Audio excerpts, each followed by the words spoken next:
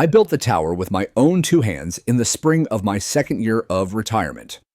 It wasn't grand, not by any stretch of the imagination. Just a sturdy wooden structure perched on the ridge at the rear of my property, about 20 feet tall with a small platform and weatherproof binoculars bolted to a steel swivel. But it had a purpose. It watched the river. To most people, the Meadowbrook River is just a scenic backdrop to our neighborhood. It curves gracefully behind a line of modest homes, its surface glassy in the summer and fierce in the winter.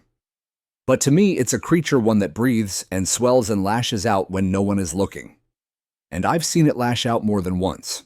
The year before I built the tower, the river had overflowed after a week of steady rain. No one was prepared. Basements, flooded lawns, became marshes, and an elderly couple across the street lost their little dog when it ran out during the chaos and never came back. I remember standing outside with a flashlight that night, soaked and cold, thinking someone should have seen this coming. That someone I decided was going to be me. I wasn't always a quiet man. I served 27 years in the Army Corps of Engineers. I've built bridges, watched levees rise and fail, and seen what happens when human confidence meets nature's disregard. Retirement didn't dull my instincts. If anything, it sharpened them.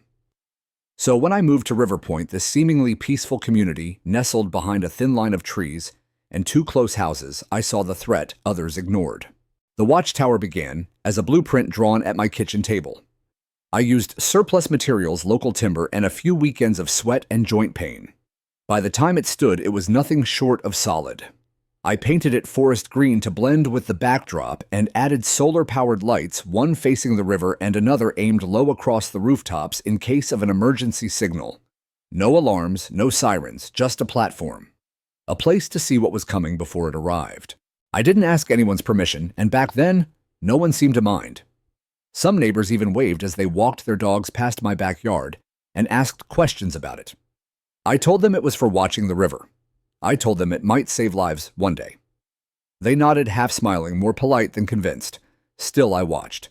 Every evening at dusk, I'd climb the tower scan, the waterline, take a few notes in my ledger, and climb down when the stars came out. It gave me something to do. More than that, it gave me purpose again. Then came the letter. Typed in the sharp, stiff language of bureaucratic arrogance, it had that unmistakable HOA seal. At the top, a swooping oak tree overlaid with River Point Neighborhood Association. They called it a non-compliant structure, erected without approval. They said it posed potential risks to community aesthetics and safety. Aesthetics. That word boiled my blood. I'd built bridges across combat zones, for God's sake. I'd worked on dams that held back enough water to drown counties. And here they were citing aesthetics like it was graffiti. I went to the next HOA meeting with the letter in hand. I wore my cleanest flannel shirt and jeans, not a uniform I didn't want to intimidate, just to be heard. The board sat behind a long folding table, in the clubhouse's community room. 4 of them, none older than 50, all with that corporate politeness that masks contempt. Margaret Halston was the president. Blonde, meticulous, with an icy smile that never quite reached her eyes. She spoke first. "Mr. Carson, thank you for coming. We're aware of your structure and its intent, but unfortunately it's a clear violation of code." "Which code?" I asked, keeping my voice steady. She pulled out a binder the size of a Bible and flipped to a tab marked Outdoor Installations. Page 42. Non-approved vertical structures over 10 feet in height constructed within backyard property lines require board review and approval prior to build. I leaned forward. I built that tower to watch the river. The city's flood sensors don't reach this far out. If it ever overflows again, which hasn't happened in years, interjected a man with a receding hairline and a smug voice. "You're overreacting. It happened last year," I snapped. "Don't you remember the Hamilton's basement flooding or their dog?" They exchanged glances. Margaret's smile thinned. "We're not here to debate the river's behavior, Mr. Carson. We're here to maintain consistency in community standards. If everyone built towers in their yards, where would that lead?" I felt the old heat rising in my chest, the kind that used to flare up under combat pressure. I swallowed it. I'm not everyone. And this isn't a garden shed. This is a lookout, for safety. Margaret sighed, like I was a child refusing vegetables. "The board has voted. You'll need to dismantle the structure within 30 days or face escalating fines." I left the meeting with my jaw tight and my hands clenched. It wasn't just about the tower.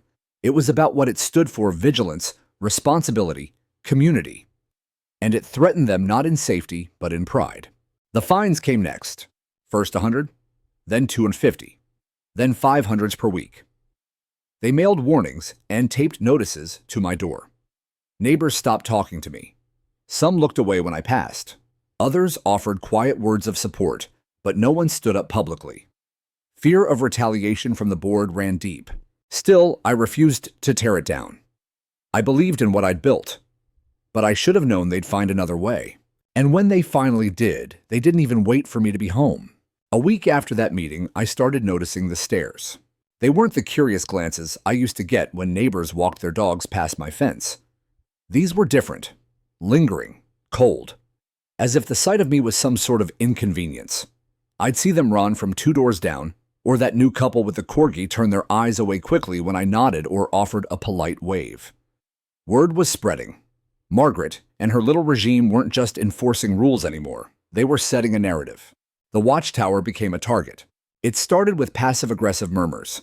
I'd overhear them at the local cafe or grocery store. "It's blocking our view of the trees. It doesn't match the aesthetic. It's unsettling." Someone even said it looked militaristic. I wanted to laugh. I'd been in the military. I'd seen towers that actually looked like weapons. Mine was a wooden scaffold with a solar panel and a rain gauge. The most dangerous thing up there was a pair of binoculars. But perception is a powerful weapon in HOA territory, and Margaret wielded it like a scalpel. Then came the flyers, folded neatly and dropped in mailboxes. Like propaganda leaflets from a suburban war zone, they bore the HOA's branding and bold capital letters. Is this safe? Is this beautiful? Below the headline was a wide-angle photo of my watchtower taken from a low angle to make it loom like a siege engine. Underneath, smaller text read, "This unauthorized structure violates River Point's community standards and presents a potential hazard to both safety and neighborhood visual harmony. Contact the HOA to voice your concerns." The language was manipulative, subtly suggesting fire hazard liability, danger to children, things no one wanted to be associated with. Things that sowed fear even if unfounded. And it worked. People started crossing the street when they walked past my property. I saw kids who used to ride bikes near my driveway suddenly rerouting. But it didn't stop at perception. One morning, I came out to find an orange cone placed directly beneath the tower's base with a laminated notice zip-tied to it. It read, "Unsafe structure under review. Do not approach. Pending inspection and removal under HOA Ordinance 5.3b. I stood there for a full minute, hand clenched around my coffee thermos, reading it over and over. It wasn't from the city. It wasn't from the fire department or any official state agency. It was from them, the HOA. Pretending to be more than they were. Acting like they had legal authority to shut down a structure on private land I paid for taxes and all. That night, I climbed the tower like I always did. The steps groaned slightly under my boots, but they were solid. From up there, the river looked calm, too calm. The kind of calm that always worried me more than whitewater rage. I logged my observations in the ledger, clicked off the solar light, and descended into the dark backyard I called mine. When I went back inside, there was a letter slipped through the mail slot. It wasn't in an envelope, just a plain white sheet with bold black font, centered and cold. Final notice of non-compliance. As of this date, the River Point HOA has documented multiple violations of structural guidelines on your property. Continued refusal to dismantle the unauthorized tower will result in forced removal and recovery of costs via legal action or property lien. Deadline 14 days. River Point Architectural Compliance Subcommittee. They'd created a subcommittee just for this. I couldn't believe it. These were the same people who ignored a broken street lamp for months, who let the clubhouse roof leak for 2 rainy seasons. But they had time and energy for this. I took the letter and drove to City Hall the next morning. I waited in line at the zoning department, clutching a folder of documents, my original sketches, receipts for lumber, photos of the construction. Even an email exchange with a county inspector friend who'd casually confirmed that the structure didn't violate any building codes. The clerk was polite, but non-committal. Is there any active city code violation on file? I asked. She checked. No, sir. Nothing's been reported. What about permits? She squinted. That's the thing with HOA neighborhoods. Technically, if the structure's on your property and doesn't exceed 25 feet, and it's not habitable or plumbed, we don't regulate it unless there's a safety complaint filed through the city. So the HOA can't legally force me to take it down. She gave me a tight smile. They can fine you within their charter, but they can't demolish it without a city order or a court ruling. That was the confirmation I needed. At least that's what I thought. Because a few days later, I started getting strange calls, blocked numbers, long silences. Once someone just whispered tick-tock and hung up. I reported them, but the police said there wasn't much they could do without a number or a threat. The harassment spread online too. Someone in the neighborhood Facebook group, one of those tight-lipped echo chambers run by PTA moms and retired consultants, posted photos of my tower at sunset, captioned surveillance or safety. The comments spiraled into fear-mongering faster than I could track. Terms like voyeuristic militia vibes and unhinged started appearing. They were painting me as unstable, dangerous, just because I cared more than they did. I felt the walls closing in, but I didn't back down. I called the HOA office, asked for a sit-down with Margaret one-on-one, to talk, to reason. She refused, sent me a reply through their legal liaison, cold, dismissive. Mr. Carson's structure remains in breach of HOA guidelines. The matter is closed. Further communication will be considered harassment. That was the moment I realized this wasn't about rules anymore. It was about control. They couldn't stand that I'd built something outside their permission, that I acted on my own judgment, that my presence reminded them of something they didn't want to face, that the river didn't care about bylaws, and that sometimes someone had to watch. I sat on my porch that evening, watching the clouds bunch over the ridgeline, the air thick with pressure. Rain was coming, the kind that makes the river twitch in its sleep. And my tower still stood. For now. It escalated faster than I could have anticipated. 2 days after that last letter, I came home from the hardware store to find a bright yellow placard nailed directly onto the tower's support beam. Notice of enforcement action. Followed by a list of infractions all written in legalese so convoluted, I had to squint just to make sense of it. Something about nuisance conditions unapproved structural prominence, and my favorite potential for visual distress. Visual distress. That one nearly made me laugh until I realized it was their strategy. Not logic, not legality, perception, appearances. Their game was about defining the problem, then pretending to fix it. I apparently had become the problem. Within a week, the fines stacked higher than I could have imagined. I kept the notices in a drawer by the kitchen, $500, $750, $1,000. They were relentless. Every few days, a new envelope would arrive stamped second notice or final warning despite having no prior notice at all. It was intimidation through paperwork. Then came the letter that crossed the line. It read, Notice of intent to place lie-in. Due to unresolved compliance issues and unpaid assessments, the River Point HOA intends to pursue legal remedies, including but not limited to property lien registration with the county, referral to collections, potential foreclosure action pursuant to Article 9 of the HOA Charter. I stared at that paper for a long time, long enough for the coffee in my hand to go cold. They weren't just trying to dismantle my tower.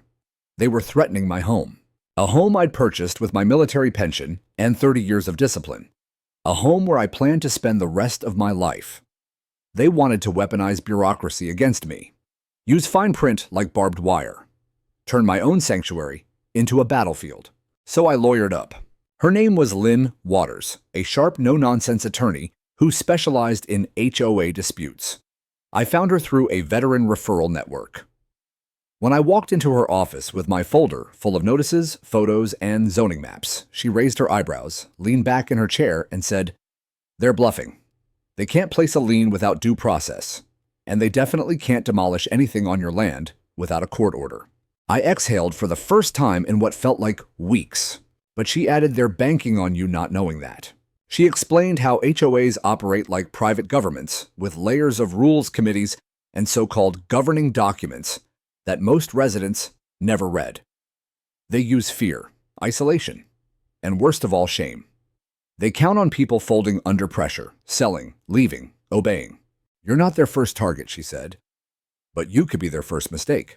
She filed an injunction to stop any removal action and sent a cease and desist to the HOA, citing abuse of authority and unlawful enforcement threats. For the first time in weeks, I felt like I had traction, a counterpunch, but it only made them come harder. Margaret sent a community update email to all residents, thinly veiled as a safety bulletin. It warned of non-compliant structures currently under legal dispute and encouraged residents to report any unusual activity or elevated platforms that might impact visibility or privacy. I was no longer just the tower guy. I was being painted as a potential predator. And then the complaints started. One neighbor claimed I was watching their teenage daughter sunbathe. Another said I had a weaponized light pointing into their bedroom. Both were absurd, and both resulted in formal warnings from the HOA. When I tried to explain, no one listened. They had already decided. But the most crushing moment came from someone I never expected, Clara. Clara lived 2 doors down. Early 60s, warm eyes, always brought lemon bars to HOA picnics. She was a widow like me a few years ago. We used to sit on our porches and talk about life. She once told me the tower made her feel safer, like someone was keeping watch. But that morning, she walked past me without a glance, no smile, no nod. Just a silence that cut deeper than any notice. They said you refused to listen, she mumbled later when I caught her on the sidewalk. That you were putting us at risk. At risk of what I asked. She just shook her head. I don't know anymore, Harold. I just want peace. I stood there rooted to the ground watching her walk away. That was the moment it stopped being about policy or fines or the tower itself. It was about identity, reputation. They were trying to erase who I was, reframe my intention as selfishness, my vigilance as paranoia, my responsibility as danger. The final blow came a week later. It was a Monday morning. I had an early VA appointment across town. Nothing serious, just a blood pressure check and routine labs. I was gone for about 5 hours. When I came back, my driveway was blocked by a white pickup truck with an unmarked trailer. 3 men in reflective vests were in my backyard, and the tower was already half gone. I yelled, loud, startled one of the workers so bad he dropped his wrench. I ran to the backyard, heart-pounding, hands shaking with a rage I hadn't felt since deployment. Boards were scattered, bolts removed, solar lights lying cracked in the grass. Who the hell authorized this? I roared. One guy looked panicked, glancing toward a clipboard. We have a work order from the HOA, sir. Section 7B compliance removal. We were told this was non-permitted construction on HOA-controlled land. This is my land, I growled, grabbing the paper from his hands. And unless you have a court order, you're trespassing. The foreman raised both palms. Hey man, we're just following orders. You can take it up with the board. I did. I called Margaret right then and there. Straight to voicemail. I left a message so sharp I nearly cut my own throat with it. Then I called the police. When the cruiser arrived, the officers asked for property lines, permits, any court orders. I had everything. They took statements, took photos. And finally, they told the workers to stop immediately. The tower was in pieces, half on the ground, the rest leaning awkwardly like a body mid-fall. It looked like a broken sentinel, a symbol of vigilance murdered in daylight. The officer handed me his card. You might want to file a formal report, he said quietly. If they ordered this without due process, that's unlawful destruction of private property. I stood in the ruins of what I had built, fists clenched at my sides. And for the first time in years, I felt powerless. But not for long, because I knew something they didn't. They thought they could destroy what they saw. They had no idea what I was capable of when they couldn't see me coming. When I was younger, there was a moment during my first overseas deployment that I'll never forget. It was late, a bombed-out bridge, a convoy pinned behind us. We were under orders to wait for reinforcement, but I knew that if we sat there, we'd be picked apart by morning. So I got out of the truck, walked into the open, and started repairing the damn bridge myself, bare hands, busted knuckles, sand in my teeth. Not because it was brave, not because it was smart, but because it had to be done. That's the thing about people like me, we don't just react, we rebuild. So after they took my tower, after the contractors left, and the cruiser pulled away, after I swept up splinters and unscrewed the broken solar panel from the soil, I didn't cry. I didn't scream. I sat. I sat in the middle of the mess they made on an overturned beam with the smell of sawdust and fresh betrayal still hanging in the air, and I stared at the river, and I waited. By the next morning, the HOA had already started gloating. I received a notice of successful enforcement in my inbox, digitally signed by the Architectural Subcommittee. It read like a press release. They cited timely and professional resolution, respect for community cohesion, and of course preservation of aesthetic integrity. As if they hadn't just violated private property and trespassed with impunity. But what truly sent me over the edge was the photo at the bottom of the email. It was taken from the sidewalk behind my house. My backyard in full frame. No tower, no structure. Just me kneeling in the grass holding a wrench, frozen in the middle of cleaning up their destruction. I hadn't seen the person who took it. I hadn't even known I'd been watched. And that's when it hit me. They were using the very tools they feared I'd use. Surveillance, secrecy, manipulation. They were never afraid of the tower. They were afraid of what it represented. Autonomy, vigilance, defiance. I forwarded the email to Lynn, my attorney, along with the police report, the property survey, and every photo I had of the tower before and after. She didn't respond immediately. She was building something bigger. A strategy, a case. I spent the next few days walking the neighborhood, quietly, observing. Not to intimidate, not to accuse, but to remember. To remind myself who this fight was really for. I passed the Martinez home. They had 2 kids under 10. Their house backed even closer to the river than mine, and I'd once warned them about a dead tree root loosening near the slope. They cut it down 2 days later. I passed old Mrs. Tillman, who used to wave from her porch every time I walked the dog. She'd once baked me a pie after I helped her reattach her rain gutter during a storm. She hadn't said a word to me since the tower was removed. Fear does that. It turns good people into spectators, or worse, accomplices. Then 3 days after the tower was torn down, the rains began. At first, it was light. A steady drizzle, the kind that soaks into the soil and makes the grass seem brighter. But by the second day, the rain turned heavy. Thunder came low and distant, echoing off the river valley. My gut twisted. I checked the National Weather Service page every hour. No major alerts, just watches, possibilities. But I'd been here before. In Kandahar, in Biloxi, in St. Louis, and now here, in my own backyard. I'd seen what systems missed. I trusted my instincts more than satellites. So I drove to City Hall. I waited outside the floodplain office until someone finally agreed to speak with me, a young engineer named Tyler. He wore a Patagonia fleece and looked like he still thought the world was made of good intentions. I'm telling you, I said, pointing to the map on his screen, the retention basin upstream hasn't released in 48 hours. The soil's saturated. The river's already swollen. If that culvert backs up, we haven't reached emergency thresholds, he interrupted, trying to stay polite. And there's no indication from our monitors that the banks will breach. Your monitors are a mile upstream, I snapped. They don't catch what happens here. I used to track it from a tower right over that ridge. I had a clear visual every night. But it's gone now.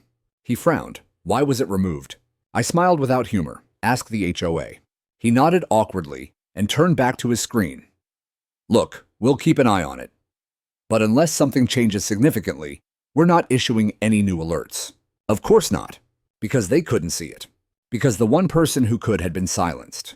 I left City Hall with that old feeling I hadn't carried since Afghanistan. That heavy awareness that something was about to go very wrong, and the people in charge didn't see it coming. That night, I stood out back in the rain with my LED flashlight and an old pair of binoculars, trying to get a glimpse of the water through the trees. It was rising, slow but steady, higher than it should have been at that point in the storm. I checked the slope lines I'd etched into the trunks back when I built the tower. They were already underwater. I sent a text to Lynn. We need to escalate this. HOA actions could soon result in actual damages, potential negligence. She responded minutes later. Understood. Logging everything. Send pictures. Be safe. I walked the perimeter of my yard, checking the drainage channel I dug years ago to redirect runoff away from the foundations. It was holding for now. But I knew the rest of the neighborhood hadn't made such preparations because they'd trusted the HOA. They'd trusted silence. And silence doesn't warn you. That night, I barely slept. Rain pelted the roof like it was trying to get inside. The power flickered once around 2 a.m., then came back. I sat in the living room, flashlight-ready, shoes by the door, go bag packed. At 4:17 a.m., I stepped outside again. The river was no longer behind the trees. It was in them, creeping through the trunks like a rising ghost, lapping at back fences, slithering into yards. And no one was sounding the alarm, because the tower was gone, because the one man who would have seen it, who would have lit the solar beacon and called out across rooftops, had been branded a nuisance, a threat, a liability. And now the real threat was moving silently across the sleeping neighborhood, while everyone still dreamed of peace. There's a moment right before a flood hits, just before the panic, before the sirens, before the yelling starts, where everything feels suspended, like the air itself holds its breath. That's where I was at 4:20 a.m. that morning, standing in the soft mud of my backyard, with my boots sinking slowly, and the distant hum of rain fading beneath the whisper of moving water. There were no frogs, no insects, no birds. Just the sound of the river where it didn't belong. Inside the neighborhood, I shined my flashlight through the trees. The beam bounced off rippling water that had crept past the boundary line I knew like the back of my hand. Years ago, I had planted a row of tall red stakes along the floodplain's edge, just above the slope where the river had risen in '03. I called them my sentinels. That morning, they were gone, buried beneath dark water, swept away or drowned. I jogged to my garage, grabbed a pair of rubber waders, a high lumen lantern, and the emergency whistle I used to carry in combat zones. I clipped it to my jacket out of instinct more than anything else. A whistle might seem archaic in a world of apps and mass notification systems, but at 4 a.m. in a sleeping suburb where cell towers were patchy and people didn't wake up for weather alerts, they'd hear a whistle, and they'd know. My first stop was the Martinez house. Their youngest, Emily, was 7. She loved baking and made me cookies last Christmas with pink sprinkles and an extra note that said, "For Mr. Harold's tower." Her bedroom was on the lower level. I banged on the door hard and loud. No response. Again. Still nothing. I turned, ran around the side gate, which thankfully was unlocked, and banged on the glass patio door until the porch light flickered on. Jose Martinez appeared, eyes wide and confused, bathrobe soaked, as he slid the door open. "What the hell, Harold? Get your kids up. The river's in your yard." He blinked. Then he looked past me and saw the water reflecting the light from my lantern. Within seconds, he was gone. Voices rose inside Spanish, quick, high-pitched panic blooming. I heard the scuffle of feet and the soft cry of a child. I stood there just breathing until he came back holding a towel-wrapped Emily and said, "Go. I've got it." I nodded once and ran. The Tillmans, the Nguyen's, the Parkers. House by house I knocked, banged, shouted every time, louder, wetter, more frantic. My voice cracked. My arms ached from pounding fists against wet wood and brick. By 5 a.m., the water had reached the foundations of 3 houses. By 5:10, it was in basements. It should have been different. It would have been different if the tower had been there. I used to track the river's movement every season, every surge, every anomaly. I had line of sight over the shallow bend where blockages formed. I would have seen the debris clogging the bypass pipe. I would have seen the storm drainage from the upper hill cascading down into the lower basin, where the runoff from our neighborhood was supposed to spill, but with the tower gone, we were blind, and the river knew it. At 5:17 a.m., I saw Margaret Halston for the first time that morning. She was standing in her driveway, still in silk pajamas, mascara streaked beneath her eyes, phone. In one hand, other hand shaking uncontrollably. The water had reached her tires. When she saw me sprinting by, she looked at me like she didn't recognize me. "Why didn't we get an alert?" she yelled, voice shrill and cracking. "Because you dismantled the only warning system we had," I snapped, not slowing. She flinched. It was the first time I'd seen her expression shift from control to something close to fear. Or maybe it was guilt. But I didn't have time for either. The streets became rivers. Garage doors were breaching. Lights flickered as junction boxes submerged. I saw a floating lawn chair crash into a neighbor's SUV and disappear under a wave of dirty brown water. A propane tank rolled down the sidewalk like a slow torpedo. The neighborhood's official flood alert system hadn't gone off. Later I'd learn it was because the main sensor upstream had lost signal during the heaviest part of the storm, and the backup relay installed by the city 5 years ago was never activated. Technical failure, they'd call it. Unforeseen variables. But I had foreseen it. That was the worst part. By 5:30, the fire department finally showed up. Sirens cut through the murky air. I flagged down one of the trucks at the end of Ridgewater Lane and directed them toward the deeper side of the neighborhood. One of the firefighters recognized me. "Weren't you the guy with the lookout thing?" Was I replied. "Now I'm just the guy who warned them and got torn down for it." His jaw tightened. "Hell of a time for the HOA to grow a spine," he muttered before jumping back into the truck. The responders were good, fast, efficient, but they were late. Through no fault of their own, just bureaucracy, red tape, systems built for delay. They did what they could, carried children out of second-story windows, evacuated the elderly, on inflatable rafts set up a temporary shelter at the high school gym. But the damage was done. By sunrise, over a dozen homes were waterlogged. 4 cars were totaled. One family lost both of their cats. And though no lives were lost, thank God there were moments when that outcome felt terrifyingly close. And all I could think as I walked through the wreckage was how much had been preventable. Later that morning, around 10 a.m., I returned home soaked, silent, and sore. I peeled off my wet clothes, sat in my kitchen wrapped in a wool blanket, and stared at the empty space where the tower used to stand. I imagined myself climbing it, looking out over the rooftops, seeing the shimmer of danger, lighting the beacon, calling down to neighbors who would have had time. Real time. Not 5 minutes. Not scrambling in the dark. But they took that from us. They took it from me. And for what? For visual harmony. For property value. For the illusion of control. I picked up the phone and called Lynn. "It's time," I said quietly. Her response was immediate. "I'm ready." Because now it wasn't just about me. Now the river had spoken. And everyone heard it. The next 24 hours unfolded like a slow-motion nightmare, one I couldn't wake from, no matter how many times I blinked against the sting of muddy rainwater or the sirens echoing through the dawn haze. The river didn't recede until well past noon. It was angry and slow to retreat, like it resented being noticed too late. By the time the last eddies curled back into the trees and the streets began to resemble roads again, River Point looked like a town that had been through war.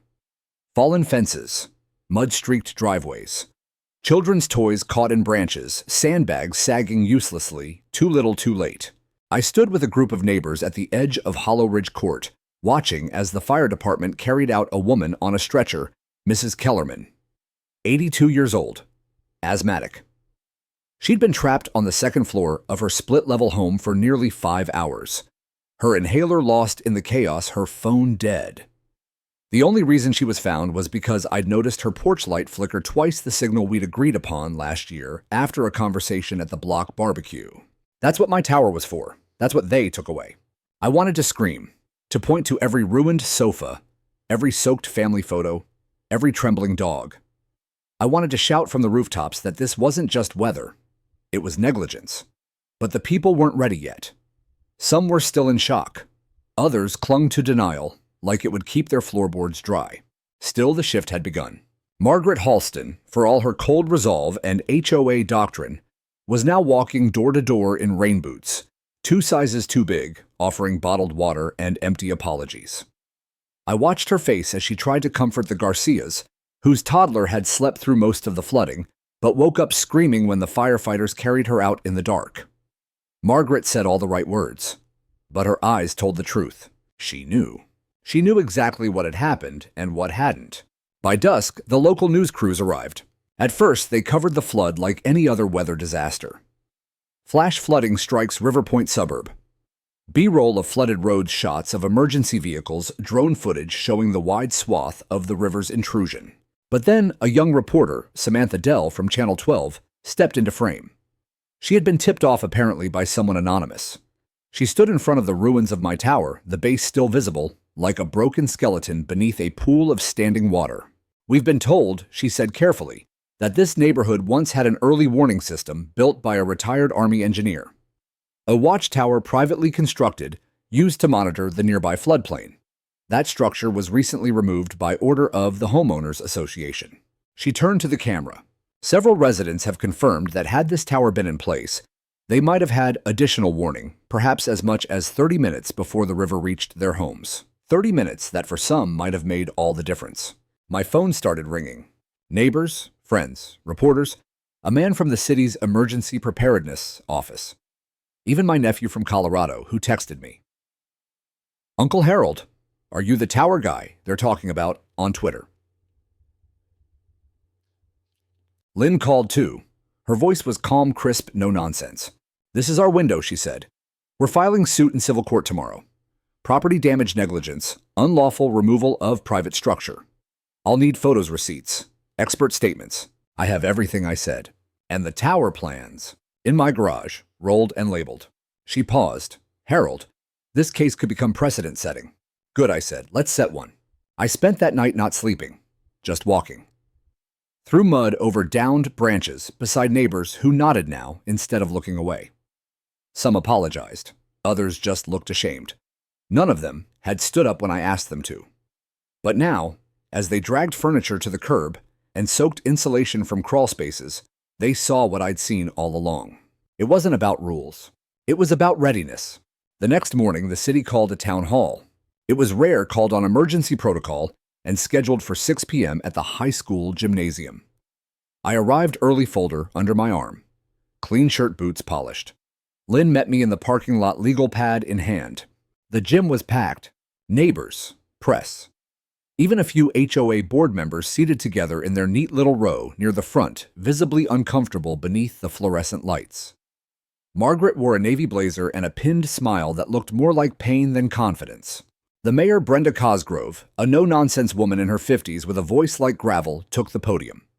She spoke plainly, acknowledged the flood, thanked first responders, then she paused.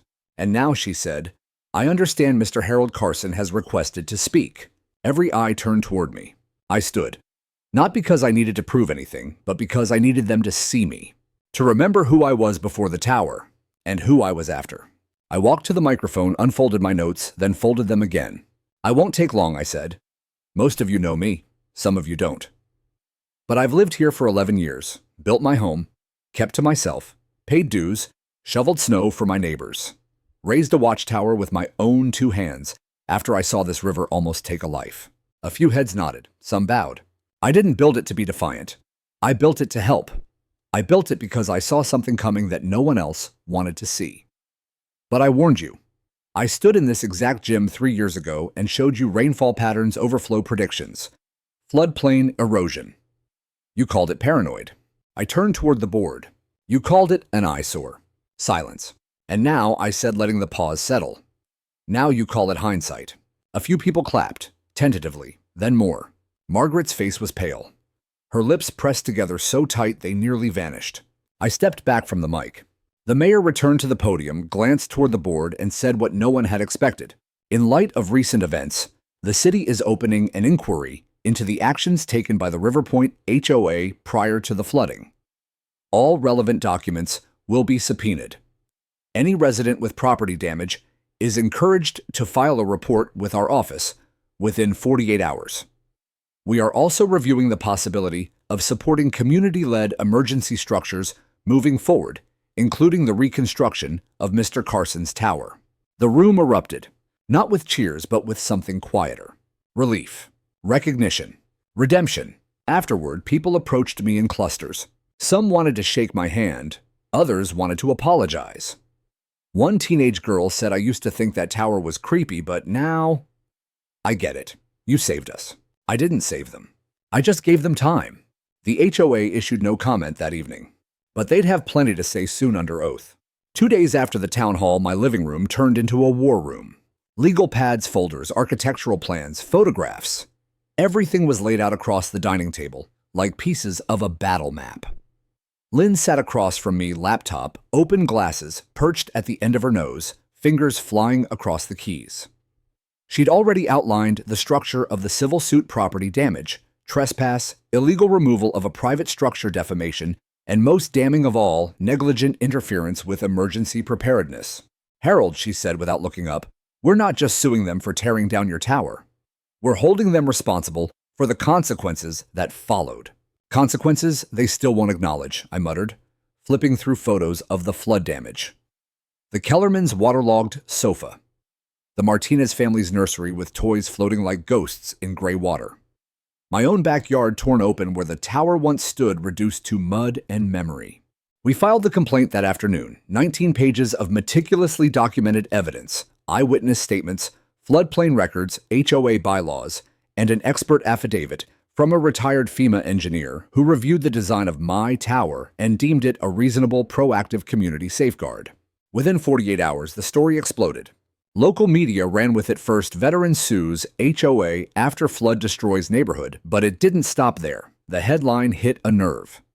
National news outlets picked it up by the end of the week. HOA drama had always been clickbait, but this wasn't petty lawn signs or mailbox colors.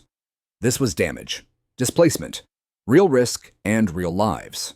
And the story had a villain. Margaret Halston's name began appearing in articles. The HOA's board members, once invisible enforcers, were now in the spotlight. Their emails and internal memos subpoenaed, their past actions scrutinized. The lawsuit unearthed things I hadn't even known to look for. A history of dismissing resident complaints, questionable use of HOA funds, a pattern of silencing dissenters. It turns out I wasn't the first person they'd targeted. I was just the first who fought back after the river rose. The morning after the lawsuit was filed, I got a visit from someone I hadn't seen in years. Terry Devlin, a former city inspector I'd worked with during my military contracting days. He was older now, grayer but sharp as ever. "You stirred up a hornet's nest," he said, handing me a USB drive. "Thought you might want to see this." It was a set of city engineering reports, unpublished drafts, incomplete, but they showed something damning. The upstream storm drain hadn't just failed during the flood. It had been red flagged for maintenance 2 years ago, and the HOA had received the notice through their community liaison. Not only had they ignored it, they'd actively blocked city crews from accessing the easement for landscape preservation. They claimed the heavy machinery would damage the community garden, Terry said. I stared at him. They let a pipe go unchecked to save a few bushes. He nodded grimly. The pipe backs up the runoff floods downhill, and your side of the neighborhood gets slammed. Your tower would have been the first to spot the breach. That's what eats me up.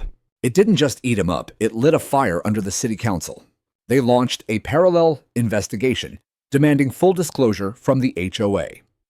I was called in to give a deposition 2 hours under oath, where I laid out every warning, every action, every threat I'd received from the board. I brought receipts, and I brought resolve. Margaret Halston tried to counter. She issued a public statement through a PR firm calling my lawsuit an unfortunate misunderstanding and suggesting the flood was an act of God unforeseeable by any reasonable person. She even claimed the tower posed a potential threat to neighborhood cohesion and was removed with safety in mind. But the damage had already been done to her credibility and to the fiction the HOA had built around itself. It wasn't long before others came forward. A dozen residents signed an open letter condemning the HOA's actions. Some shared stories of being threatened over garden choices, minor fence repairs, or even setting up Halloween decorations without proper aesthetic consideration. One woman had been fined for placing a Blue Star service flag in her window for her son stationed overseas. That's who they are, I said during an interview with the local paper. Not guardians of community, enforcers of conformity. They don't protect us, they protect an image. Support grew faster than I expected. A GoFundMe started by a local teacher I barely knew raised enough money in 3 days to cover my legal fees. Veterans organizations shared my story nationwide. Messages poured in from strangers, some offering legal help, others sharing their own HOA horror stories. One email read, "Cried when I read what they did to your tower. My dad was a Navy vet. He used to sit on our roof and watch for fires during wildfire season. No one appreciated it until the year he saved 3 homes. You're not alone." The most unexpected moment came when Channel 12 asked me to appear live for a segment titled, "When the System Fails the Watchman." I almost said no. I didn't want to be a spectacle. But Lynn encouraged me. "Tell the truth," she said. "Let people see what it looks like when someone stands up to power without backing down." So I did. I wore a plain jacket, nothing flashy. I spoke calmly, clearly, without anger, but with conviction. I told them about the night of the flood, about the warnings, about the removal, about the silence that followed. And I ended with this. I didn't build that tower for myself. I built it because I knew what could happen when no one is watching. We live in a world where everyone assumes someone else will sound the alarm. But if you wait for permission to protect your community, you'll wait until it's too late. When the interview aired, the response was immediate. Messages, applause, and then something I never expected. An invitation. The mayor herself asked to meet me at City Hall. When we sat down in her office, she didn't waste time. "We're drafting a city ordinance," she said. "It'll allow private citizens to construct emergency observation platforms within floodplain zones provided they meet basic safety criteria. We'd like your help developing the framework." I was stunned. "You want me to help write the rules? You already lived through what happens without them." She paused, then added, "And Harold, we'd like to designate your old tower site as a protected emergency vantage point with a plaque, if you're willing to rebuild." It took me a second to speak. I'm more than willing. That night, I walked out of City Hall into the cool breeze of a world beginning to change. Not all at once, not perfectly, but with intent. The HOA hadn't responded to the lawsuit yet. They were stalling. But they couldn't stall the tide. Because now the community saw them for what they were, and saw me for what I was never trying to hide. Not a rebel, not a nuisance, just a man with a ladder alight and a view worth protecting. The hearing room at City Hall was packed tighter than a church on Easter morning. Residents, reporters, HOA board members, attorneys, everyone who had something to lose or something to say, filled the rows of wooden seats, whispering in tense clusters. The air buzzed with the heat of collective scrutiny. You could almost taste it, accountability, hanging in the room like humidity before a storm. This wasn't some symbolic forum. It was an official, special session of the Town Oversight and Ethics Council initiated after the mayor ordered a full inquiry into the actions of the River Point HOA in the weeks leading up to the flood. What happened wasn't just a legal matter anymore. It was political and moral. The kind of moment where a town has to choose what kind of place it wants to be. Lynn and I arrived early. She wore her power suit, dark gray, crisp collar binder in hand, like a sword she was fully prepared to use. I wore a simple shirt and my service pin. No theatrics, just presence. When the hearing began, Council Chair Raymond Lowe called it to order with a heavy gavel strike. This hearing will examine whether the River Point Homeowners Association, acting through its board and subcommittees, engaged in actions that materially endangered residents by interfering with individual emergency preparedness efforts, including but not limited to the removal of a private flood observation tower without legal basis. The first witness called was a structural engineer from the city who had reviewed my tower plans and photographs. He confirmed under oath that the structure met all municipal safety guidelines for non-permitted private platforms. Then came the floodplain manager who reviewed rainfall data and confirmed that the river had breached its banks 30 minutes before any emergency alert reached residents. He stated flatly that had the tower been operational, the warning time very likely would have prevented several property losses. And then came the emails. Subpoenaed documents showed that Margaret Halston and the HOA board had received a warning from the city more than a year earlier regarding restricted access to the retention easement that needed clearing upstream. The HOA had denied the request, citing community landscaping values and aesthetic disturbance. "Let the city handle flooding," Margaret had written in one email. "That's not our role." Except, of course, it became their role the moment they tore down the one thing that was handling it. The room was silent as the clerk read that line aloud. And then it was Margaret's turn to speak. She took the witness seat in a cream blazer, chin high, voice trembling not with fear, but with the barely concealed arrogance of someone who believed their intent should excuse their consequence.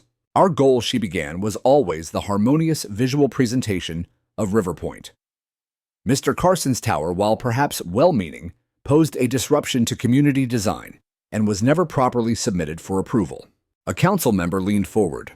"Did you have any legal authority to remove a structure from his property?" Margaret blinked. We believed our governing documents gave us the right to enforce compliance." "Did you obtain a court order?" "No." "Did you receive consent from the homeowner?" She swallowed. "No." "Then by what standard do you define compliance, Mrs. Halston?" Margaret faltered. The chair interjected.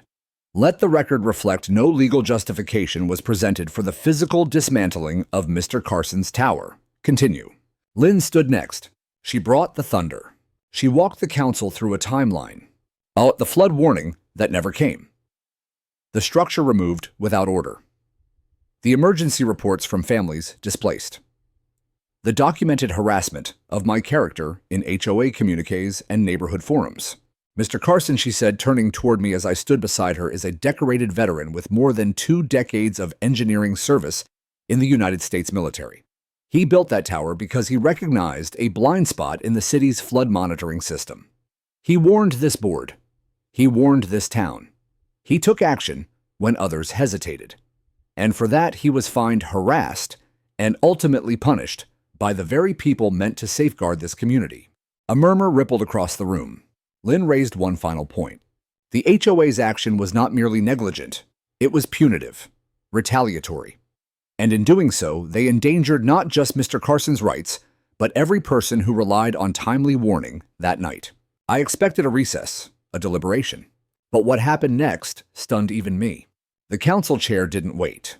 He turned to the HOA representatives and read from a prepared statement. Effective immediately, the River Point HOA is ordered to cease and desist all enforcement actions against Mr. Carson pending civil litigation. Furthermore, the city will pursue independent investigation into possible violations of property law, civil liability, and public safety obstruction. We are also launching a motion to revoke the HOA's enforcement privileges within emergency zones subject to vote. The room erupted not in cheers, but in audible shock. Gasps, half-spoken phrases. A woman cried softly 2 rows back. A man clapped once, then stopped himself. Margaret stood up, mouth open. One of the council members cut her off. This hearing is concluded. That night, the HOA board members disappeared. Emails went unanswered. Their monthly newsletter didn't arrive. And for the first time since I'd moved into River Point, the neighborhood felt awake. People waved again. They lingered when they talked. The walls of paranoia, shame, and whispered compliance were cracking and light was getting in. By the weekend, lawn signs had popped up. Not protest signs, not campaign slogans. Just simple white signs with black letters. We stand with the Watchtower. Some taped them to windows. Others staked them in flower beds. I even saw one zip-tied to a lamppost beside Margaret's house. I didn't put mine up. I didn't need to, because the truth was no longer mine alone to carry. It had moved into the streets, into the conversations on front porches, into the eyes of kids who asked their parents what a watchtower was and heard a story not about rebellion, but about responsibility and justice. It was finally waking up. The courthouse smelled like varnished wood and dust. It was the kind of building where time lingered in the corners. Old ceiling fans spinning slowly above polished benches. Echoes of footsteps on worn marble floors. The air thick with that particular silence that only exists in rooms waiting for verdicts. I sat at the plaintiff's table, hands folded over a yellow legal pad, watching the opposing counsel shuffle their papers with increasing agitation. Margaret Halston was seated behind them, rigid in her chair, a silk scarf wound too tightly around her neck, as if trying to hold back whatever truth might escape her mouth. The HOA had fought tooth and nail to avoid trial. They filed motions to dismiss claimed immunity under contractual community governance, even accused me of defamation for speaking to the press. But every time they moved, Lynn was already 2 steps ahead. Her case was airtight. The facts were not in dispute. The tower was built legally, safely, and with materials well within HOA and city guidelines. No permit had ever been required for such a structure. Multiple HOA board members, including Margaret, had initiated and approved its removal. Without a court order, without emergency grounds, and without notifying me in advance. The flood occurred after its destruction. Property damage and emergency delays were directly worsened by the absence of the tower's warning function. And perhaps most damning, HOA documents and emails proved they had prior knowledge of the upstream drain issue and still chose to suppress my actions. On the final day of trial, the judge, a sharp-eyed woman named Justice Camille Raines, called for closing statements. Lynn stood first. She didn't raise her voice. She didn't pace or gesture theatrically. She simply told the truth. "Your Honor," she began, "this case is not about whether an HOA has the right to enforce aesthetic standards. It is not about compliance. It is about consequence. When authority is abused, when warnings are ignored, when someone like Mr. Carson, who gave his career to safeguarding infrastructure and lives, is silenced for doing what the board itself failed to do, then justice must intervene. She turned to the bench voice, calm and deliberate. The HOA didn't just remove a tower. They removed the only eyes that saw the danger coming. When the HOA's attorney stood, his tone was defensive, technical, corporate. Mr. Carson acted unilaterally. He bypassed our processes. He constructed an unauthorized structure and resisted formal warnings. The flood was an unfortunate act of nature, not the result of HOA governance. But by then, no one was listening. Not really. The jury deliberated for less than 3 hours. When they returned, the room held its breath. The foreperson, a middle-aged nurse, with a steady gaze rose and read the verdict. We, the jury, find in favor of the plaintiff, Mr. Harold Carson, on all counts. A moment of silence. Then, we award compensatory damages in the amount of $147,000 for property damage and legal expenses. We award punitive damages in the amount of $500,000 for intentional interference, defamation, and reckless endangerment of the community. The air left my lungs like a quiet explosion. I heard Lynn exhale beside me. Someone in the back gasped audibly. Even the court reporter looked up. I turned just slightly to see Margaret's face. She didn't cry. She didn't scream. But her mask cracked. For the first time, I saw something behind her careful veneer. Not power, not defiance, but the hollow recognition that the game was over, and she'd lost. Later in the hallway, neighbors gathered around me. Hugs, handshakes, apologies. Some people cried. One young father just said thank you and handed me a drawing his son had made of a tall green tower with a light at the top shining over rooftops. That night, the town council held an emergency vote. By a 6-1 decision, they revoked the HOA's authority to enforce structural codes without municipal oversight. The River Point HOA was ordered to undergo a full leadership restructuring. Margaret and the remaining board members were suspended pending further ethics review. But more than all of that, the city issued an official statement. We recognize Mr. Harold Carson's contribution to the safety and awareness of our community. His foresight and resilience serve as a model for civic duty. As such, we are proud to partner with him in establishing the River Point Emergency Watchtower program, which will allow trained residents to monitor at-risk areas with city support and coordination. I read it twice before I believed it. Then I stepped into my backyard. The mud had dried by then. The grass was coming back in patches. But that familiar square of leveled ground where my tower once stood was waiting, and I knew exactly what came next. The following week, with the help of a few volunteers, I rebuilt the platform. This time, it had better anchors, weatherproofing, and a small city-certified communications box connected directly to the Emergency Coordination Center. It wasn't just a watchtower anymore. It was a monument to awareness, to resilience, to every voice that was ever told to quiet down because someone else thought they knew better. At the ribbon-cutting ceremony, the mayor handed me a plaque. I didn't expect to get emotional, but when I saw the engraving, my throat tightened. In honor of the man who saw the storm before it came, who stood tall when others looked away. The watchtower was his. The warning was ours. As the sun set behind the river that evening, I climbed to the top. And when I looked out over the rooftops, I didn't just see a neighborhood. I saw a community that had learned to listen. It started with the sound of hammers. Not angry rushed banging like the day they tore it down, but deliberate strikes, purposeful, grounded. The rhythm of rebuilding. The kind that draws people out of their homes, makes them peek from porches, wander across lawns, ask quietly, "Can I help?" And they did. They all did. On a bright Saturday morning, I stood once again at the rear of my property, looking at the rectangular patch of dirt where my old tower had once stood. And this time, I wasn't alone. Jose Martinez brought his circular saw. Clara, the same neighbor who once stopped talking to me, showed up with lemonade, and her teenage grandson, who knew how to wire solar panels. A group of veterans from the VFW offered to handle the ladder work, and even the high school shop teacher volunteered to help reinforce the base. By noon, there were 20 of us. By sunset, we'd raised the skeleton of the new watchtower, stronger than the first. This one had a new coat of weather-resistant paint, reflective strips for visibility, and a beacon with a city-certified solar battery. The platform had a radio installed donated by the local emergency preparedness office and linked directly to the town's disaster response line. There was no more question about its legality. No more whisper campaigns, no passive-aggressive notices, no HOA pushback. There was only community. When the work was done, someone brought out a Bluetooth speaker and played Johnny Cash. Someone else grilled burgers. Kids ran around the base of the tower playing tag. And for the first time in years, my backyard wasn't a symbol of rebellion. It was the center of something real.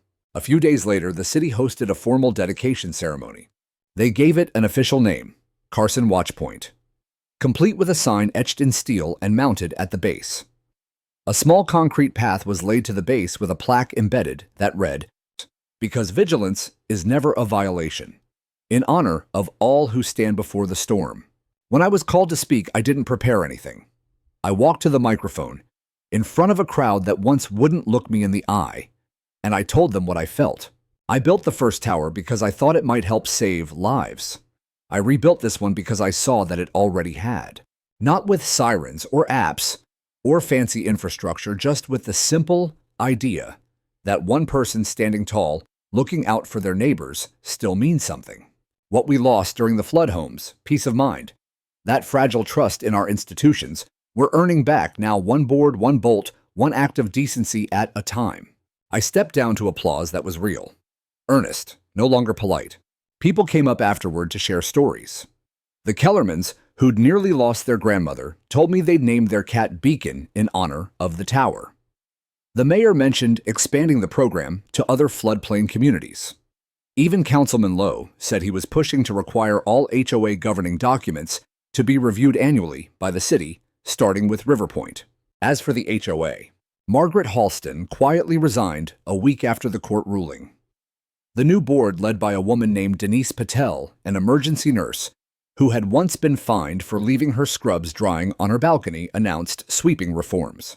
No more fines without warning, no more removals without hearings, and no more punishing people for giving a damn, she said at her first public address. They even issued me a written apology, though it came folded into an envelope like it might bite. It didn't mean much by then. The real apology had already come in neighbors offering help, in kids pointing to the tower and asking questions, in the way the fear had drained out of the air when people realized they had a voice now. The weeks that followed felt different. Not perfect, but lighter. One evening, I climbed the tower again, just like I used to.